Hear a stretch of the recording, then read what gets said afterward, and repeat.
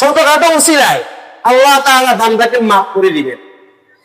ছোটখাটো উসিলায় আল্লাহ তাআলা বান্দাকে মাফ করে দিবেন। আল্লাহ পাক শুধু উসিলা প্রয়োগ করবেন, ছোটখাটো যদি উসিলা পায় আল্লাহ পাক বান্দাকে মাফ করে দিবেন। বাকি দয়াল নবী, মায়াল নবী, বিশ্ব নবী নবী মুহাম্মদুর রাসূলুল্লাহ সাল্লাল্লাহু আলাইহি ওয়াসাল্লাম এই আয়াতের ব্যাখ্যা করতে গিয়ে স্বয়ং নবীজি বলেন, কিয়ামতের দিন আল্লাহ তাআলারে বাকি 99% দয়া আল্লাহ পাক বন্টন করবেন। আল্লাহ পাক যে উসিলার মাধ্যমে বান্দাকে মাফ করে দিবেন, তার কয়েকটা দৃষ্টান্ত আল্লাহ পাকের নবী বলছেন। দয়াল নবী, মায়াল নবী, বিশ্ব নবী নবী মুহাম্মদুর রাসূলুল্লাহ সাল্লাল্লাহু আলাইহি ওয়াসাল্লাম ইরশাদ করেন, কিয়ামতের দিন আল্লাহ তাআলার পক্ষ থেকে যখন হিসাব নিকাশের কাজ সম্পাদন হইয়া যাবে, একজন ব্যক্তি আল্লাহ পাকের এক বান্দার জন্য জাহান্নামের ফয়সালা হইয়া যাবে। আল্লাহ তাআলা ফেরেশতাদেরকে বলবেন, তারিকুতে আব্দি ইলাল্লাহ, হে আমার ফেরেশতারা, তোমরা আমার এই বান্দাকে জাহান্নামের দিকে নিয়ে যাও।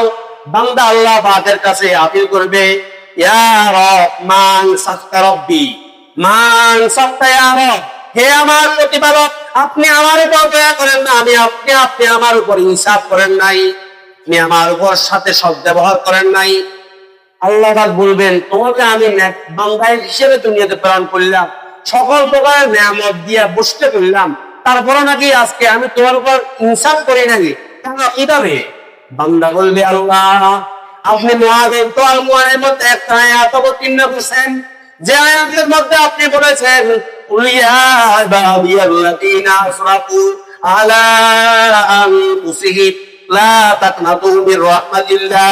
আপনি বলেছেন, বান্দা তোমরা আল্লাহ পাকের রহমত থেকে দূরে আসবে না, আমি বান্দা গুনাহগার পাপিষ্ঠ, আমার জন্য জাহান্নামে ওয়াজিব হয়ে গেছে। আল্লাহ এই সময় যদি আপনি আমার উপর দয়া না করেন, তাহলে আপনি কিসের দয়াবান, কিসের রহমান রহিম? আল্লাহ পাক এমন সময়ের মধ্যে নবীজি বলেন, আল্লাহ পাকের রহমতের মধ্যে জোশ বের উঠবে।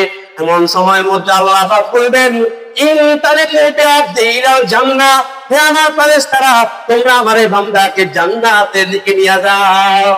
সুবহানাল্লাহ।